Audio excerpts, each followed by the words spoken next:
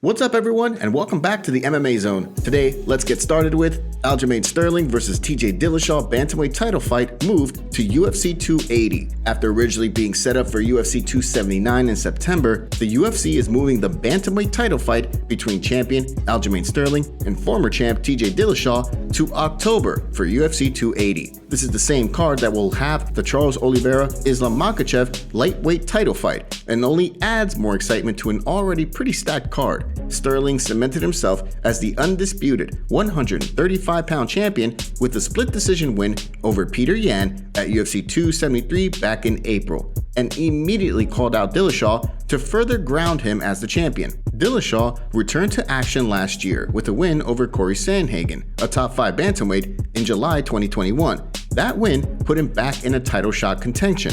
Before that, he had served a 2-year suspension for testing positive for EPO back in early 2019. Now that he's back in action, there are some critics saying that Dillashaw should not be allowed to compete for a title. Despite all that talk, he will indeed be challenging for that same belt he used to hold on October 22 at UFC 280 in Abu Dhabi. Who do you think will be declared the winner in the Sterling-Dillashaw fight? Curtis Blaydes is betting on Stipe Miocic to beat Jon Jones. While it's all but confirmed, it's likely that Jon Jones will be making his heavyweight debut against former heavyweight champion Stipe Miocic. It's been about a year and a half since we've last seen Stipe fight in the octagon, losing his title to Francis Ngannou. Meanwhile, it's been about 2.5 years since we've seen Jones in the octagon. We've yet to see how the light heavyweight GOAT will do when he moves up to heavyweight. This fight has yet to be formally announced, but all indications are that this is going to take place sometime in the fourth quarter of 2022. Although what is uncertain is whether there will be an interim title on the line. Despite all that, number 4 ranked heavyweight Curtis Blaydes believes that this fight is a lot closer than people believe. For him, Stipe will be able to pull out a victory simply because of his experience and power. This is what he stated in a recent interview with MMA Fighting. "I would pick Stipe to win this, just because he's been in 5-round heavyweight fights multiple times, and he's shown one-punch power when he knocked out Fabricio Verdum, when he knocked out Alistair Overeem. I know that wasn't one punch, but it was one punch that set up the finish. He's already shown that, and he has the wrestling, he has the conditioning. I just believe he's a smart enough fighter. He'll be able to figure out Jon after 2 or 3 rounds. He'll start to land. His punches are gonna hurt more than the punches of Jon Jones.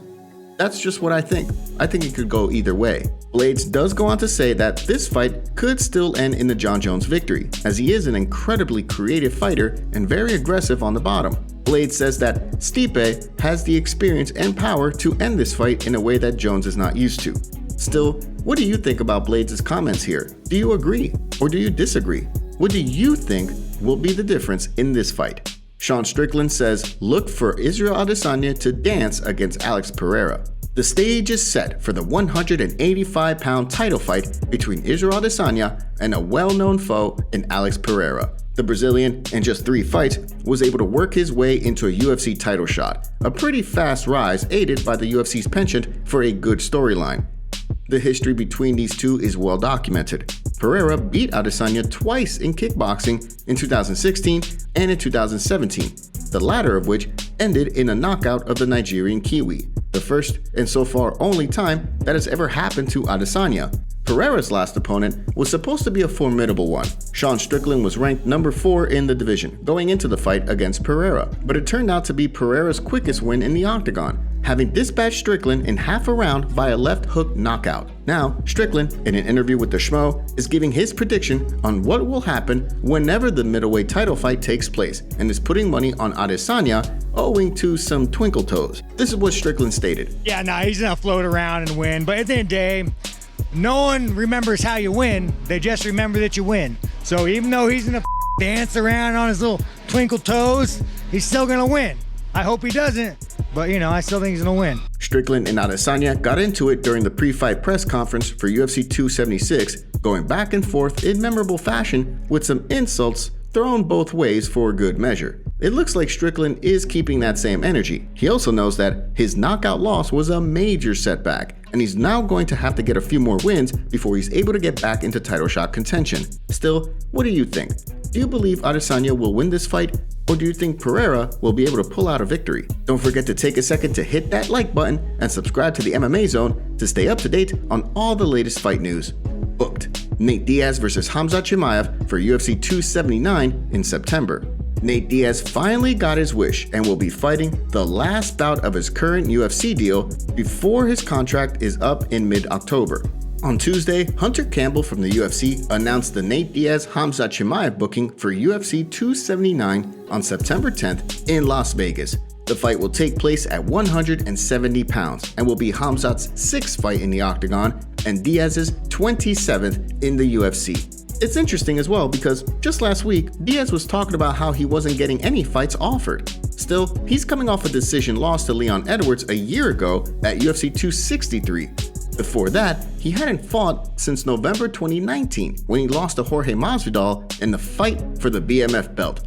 Meanwhile, Khamzat is coming off the biggest win of his career this past April at UFC 273 when he beat Gilbert Burns by a unanimous decision after 15 minutes. Khamzat has shot up the welterweight rankings since entering the promotion in mid-2020 with wins over Rhys McKee, Gerald Meerschaert, as well as Li Jinliang. This is what Khamzat stated in Swedish after confirmation of the fight was announced. "I'm gonna handle Nate Diaz's funeral with the UFC."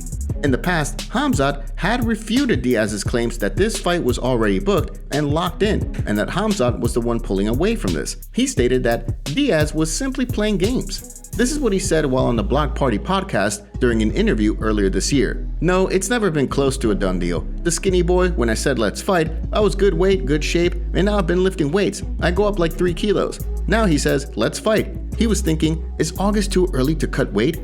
I don't care. I'm gonna cut my weight and fight with him if he's ready. I'll smash that boy. He won't be the same Diaz anymore.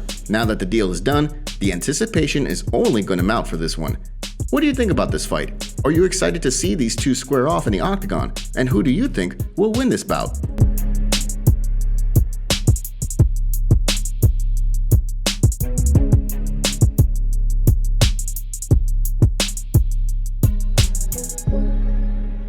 Brendan Schaub doesn't like Kamaru Usman's potential move to 205. In a recent interview, welterweight champion Kamaru Usman stated that he's focused on beating Leon Edwards in his upcoming UFC 278 title fight on August 20th. But despite all that, he also has his periphery on moving up to challenge in the light heavyweight division, possibly for a title, whenever it would become available. Usman has been downright dominant in the welterweight division since entering the promotion back in 2015. In fact, this fight against Edwards will be a rematch of their clash back in 2015, which Usman had won.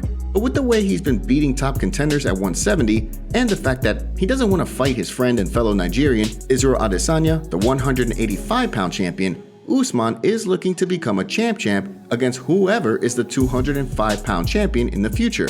Well, it's either that or a possible fight against former light heavyweight champion Jan Blachowicz, who will likely be sitting on the sidelines until a winner emerges from a potential rematch between light heavyweight champion Jiri Prochazka and Glover Teixeira, if it happens.